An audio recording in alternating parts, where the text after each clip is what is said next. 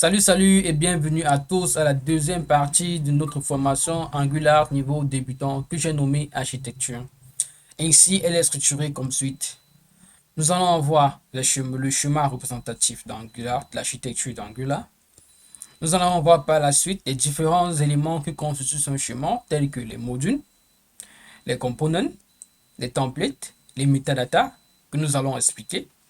Et enfin, la relation entre components. 2.1 Schéma. Ainsi, voici représenté le schéma d'architecture d'Angular. Nous avons les modules, nous avons les services, nous avons les templates, les components, les directives, les metadata.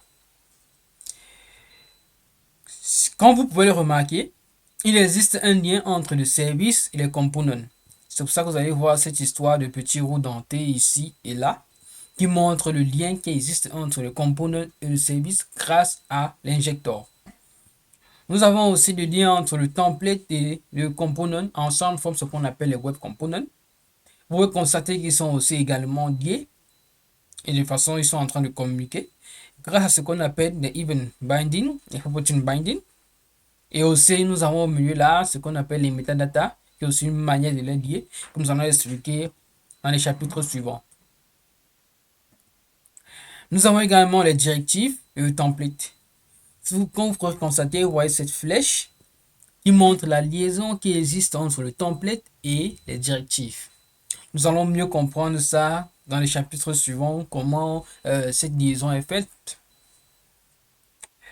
Et comme vous pouvez le constater, ici en haut, nous avons les modules. Nous avons l'impression qu'ils ne sont pas liés, mais c'est faux. En réalité, ils sont vraiment liés. Parce que le module, lui, c'est juste une manière d'organiser notre code, au fait. C'est pour ça que nous allons avoir des modules de components, des modules de service, des modules de value. Donc, ce serait une manière d'organiser notre code. Et c'est ça, ensemble, qui va former ce qu'on appelle la fonctionnalité de l'application. Donc, les modules sont bel et bien liés à tous ces autres éléments. 2.2. C'est quoi un module Angular? Un module d'Angular, encore appelé ng-module, est un groupe de components, de pipes, de directives et de services qui construisent ensemble une fonctionnalité. Ça veut dire quoi? C'est comme je disais tout à l'heure, un module, c'est une façon donc d'organiser notre code que nous allons organiser. Nous avons des endroits où nous allons placer les components, nous allons placer les directives, nous allons placer les services. Ensemble, ils vont former la fonctionnalité de notre application. Et le module racine dans Angular est appelé app module qui permet de lancer l'application. Donc, c'est app module qui va permettre de lancer notre application. Nous pouvons aussi dire en gros qu'un module est un moyen d'organiser les éléments Angular sous forme de composants de haut niveau. Donc, en gros, c'est tout ce que ça veut dire. Donc, grâce au module, nous pourrons organiser notre application Angular, comme on a dit, avec des composants, des composants d'un côté, les services d'un côté, ainsi de suite. Ainsi, voyons un peu un exemple de module avec le projet que nous avons créé à la vidéo passée. Ok, nous venons là dans SRC. Puis nous allons dans app. Dans app, nous allons voir app module. C'est dans app module que vous pouvez constater ça, @ng-module, c'est une notation pour dire que ça c'est un module. Et vous pouvez constater que nous avons ici une déclaration, un tableau dans lequel nous allons mettre des components. Comme on a dit, une manière d'organiser notre code avec des components, avec des services et avec d'autres modules. Donc nous avons aussi les déclarations. C'est là que tous les components que nous allons créer vont venir se placer. Nous avons aussi les imports. Les browsers, nous avons aussi les imports. C'est ici que nous allons importer tous les modules externes. Donc nous allons importer et c'est ici qu'ils vont venir se placer, s'organiser. Nous avons aussi les providers. Les providers, c'est le lieu où nous allons placer tous nos services pour afin de les rendre global à toute nos applications pour que nos components puissent les utiliser. Mais c'est pas toujours obligé de mettre nos services là parce que nous pouvons aussi créer le service et directement le service mettre une annotation au niveau du service afin de le rendre de manière globale. Nous avons aussi le Bootstrap. Le Bootstrap, c'est quoi? Il va simplement permettre de lancer notre application. Donc, ça, c'est le tout bon, grâce au Bootstrap, de tout premier composant qui sera lancé, c'est app component. Ensuite, on va voir ce fameux component. Qu'est-ce qu'un component? Un component contrôle une partie de l'écran appelée vue. Qu'est-ce que ça veut dire? Un component contrôle une partie de l'écran appelée vue. Ça veut simplement dire que le component, lui, a pour principal rôle de contrôler la partie visible avec laquelle l'utilisateur va interagir, qui est la vue. Donc, le système qui est caché derrière ça, c'est ça le component qui va contrôler cette vue-là. Il est défini dans une classe TypeScript et interagit avec la vue via ses propriétés et ses méthodes. Comment est-ce qu'il fonctionne? En réalité, le component, c'est une classe TypeScript qui on va déclarer des propriétés des méthodes. Ce sont ces propriétés des méthodes-là qui vont interagir avec la vue. Et nous pouvons constater que pour créer un component, on utilise la commande ng-generate component, C. Bon, j'ai mis C, ça c'est pour abréger, vous mettre component. Et à la suite, name, qui représente le nom du component. Allons et mettons ça en pratique pour mieux comprendre la chose.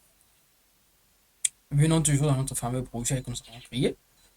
Nous allons voir un exemple de component, le component voici, qui est app component. Vous pouvez constater qu'on a dit un component, c'est une classe TypeScript, export class app component, qui est une classe TypeScript. Comprenez?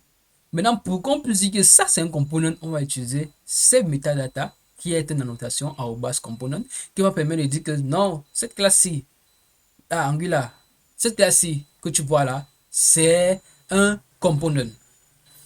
Et là, nous avons title qui est une propriété définie dans le component.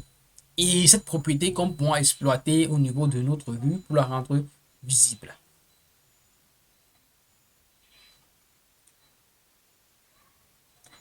Ensuite, voyons comment est-ce qu'on fait pour créer dans un component. Avec notre fameuse commande qui était ng generate abrégé component C avec on va créer, on va appeler ça, on va donner le nom my component. Je tape entrée. Automatiquement Angular va donc nous créer un dossier, un folder, un dossier nommé my component. Et si nous entrons dessus, nous allons voir le fichier my component qui est une classe export classe TypeScript, export class my component avec notre annotation @component pour nous faire comprendre que ça c'est un component. D'accord? Continue.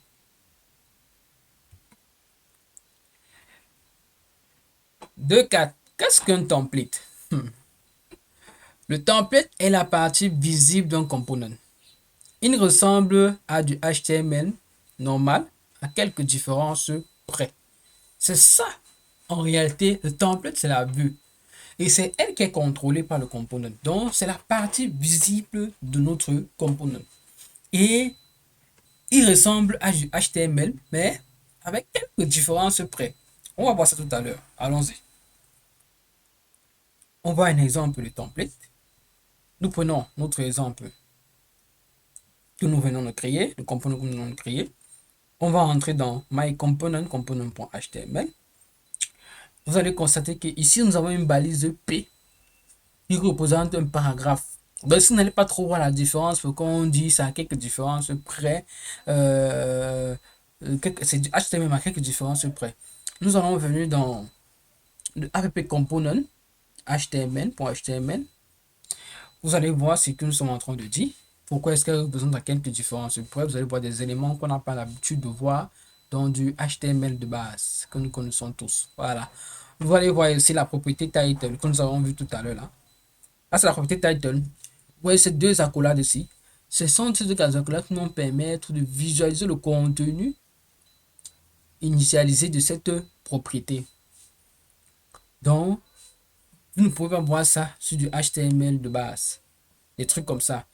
Comme autre chose encore qui fait la différence avec le HTML de base, vous voyez ça, c'est du clic. Ça, c'est un événement. Nous allons comprendre par la suite. Vous voyez, clic, c'est un événement avec entre parenthèses, clic. Vous allez voir ceci, c'est également ng suite, c'est une directive. Nous allons comprendre ça par la suite. Donc, c'est ça un peu qui fait la différence entre le HTML simple de base que nous connaissons avec le HTML au niveau d'Angular. On continue. Qu'est-ce qu'un metadata? En 2.5, qu'est-ce qu'un metadata? Les métadonnées indiquent à Angular comment traiter une classe. Et comme métadonnées, nous avons les décorateurs encore appelés annotations. Donc, ce que vous devez comprendre, c'est que les métadonnées, c'est un moyen de permettre à Angular de savoir comment est-ce qu'elle va traiter ses classes. D'accord? Et ces métadonnées sont encore appelées des décorateurs ou des annotations. Donc, comme exemple, que nous allons essayer de comprendre, on dit ici, ainsi le décorateur qui permet de dire à Angular qu'une classe TypeScript est un composant, c'est le décorateur @component. Donc, grâce à @component, qui est un metadata, qui est un décorateur, nous allons pouvoir dire à Angular que non, non, non, la classe que nous venons de créer à Angular, mon ami, sache que ça que tu vois là, c'est un component grâce à @component. D'accord? De plus, ils sont un lien entre le template et le component. Donc, de plus, les métadatas, ce sont des liens entre le template et le component. Ça, vous allez le voir quelque part là au milieu, là, sur le schéma. D'accord? On continue. On termine avec cette partie par la relation entre components. Donc, on va juste expliquer, hein, parce qu'en réalité, on va entrer dans ça dans les chapitres suivants. Donc, on va expliquer en quelques minutes, quelques secondes là, ce que nous voyons le chemin là. Donc, ici, les relations entre components. Comme vous pouvez le constater, nous avons ici un component racine avec un template racine. Et ce template racine comporte des enfants. Et les enfants eux-mêmes qui comportent des enfants. Donc, nous avons ça qui comporte des enfants. Et ces enfants eux-mêmes comportent des enfants. C'est ça qu'on appelle relation entre components, c'est-à-dire enfant, template parent, component enfant, component parent, template enfant. Donc, en fait, c'est ça ici. Donc, je vous remercie de m'avoir suivi et je vous dis à bientôt pour la prochaine vidéo. Ciao.